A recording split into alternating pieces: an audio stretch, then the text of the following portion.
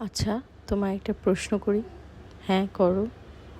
তুমি আমায় এখন আর ভালোবাসি শব্দটা কেন বলো না? হাসালে। ভালোবাসি শব্দটা কেন বলি না? সে কারণ তো তুমি নিজেই। তুমি জানো না তোমাকে কেন এই কথাটা বলি না? কেন? একটা মেয়ের মন যখন ভেঙে যায়, তার মন থেকে যখন বিশ্বাস উঠে যায়, তখন সে আর ওই কথাটা কাউকে বলে না। কারণ মেয়েরা আসলে মন থেকেই কাউকে ভালোবাসে, সেটা হচ্ছে তার স্বামীকে। আর যখন জানতে পারে তার স্বামী তাকে না অন্য আরেকজনকে ভালোবাসে, অথচ তার সাথে ঘর করছে, সংসার করছে, মানে সব কিছুই করছে, কিন্তু আসলে প্রকৃতপক্ষে সে ভালোবাসে অন্য আরেকজনকে, তাহলে সে কি সেই স্ত্রী? তাহলে কিভাবে বলবে আমি তোমায় ভালোবাসি? ভালোবাসি কথাটা এতই সহজ? হুম। মেয়েরা কেন জানো এই সংসারে পড়ে থাকে? শুধুমাত্র নিজেদের সন্তানের জন্য। ওই যে তোমার আমার যে সন্তান, সেই সন্তানকে যত্ন করে আগলে রাখার দায়িত্ব একটা মার। কারণ মা সবাইকে অবহেলা করতে পারে, কিন্তু নিজের সন্তানকে, সেই নারী ছেড়া ধনকে সে কখনোই অবহেলা করতে পারে না।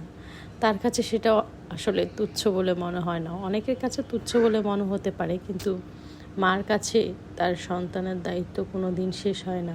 শুধুমাত্র এই একটা কারণেই অনেক মেয়ের সংসার ভেঙে যায়, আবার অনেক মেয়ের সংসার মুখ বুজে করে যায়।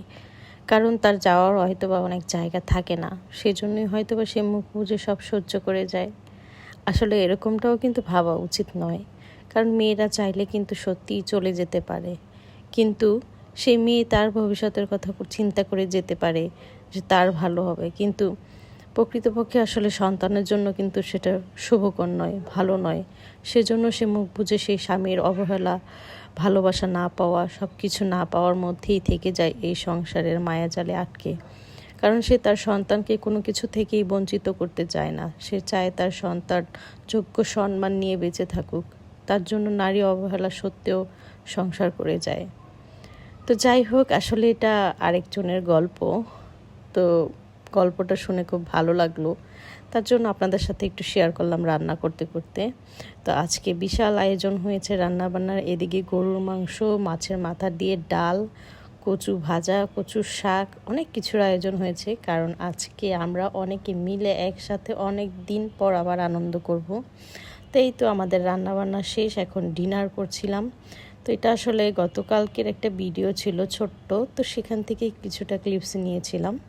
তো কেমন লাগলো ভিডিওটা আর গল্পটা অবশ্যই কমেন্ট করে জানাবেন। সবাই ভালো থাকুন, সুস্থ থাকুন।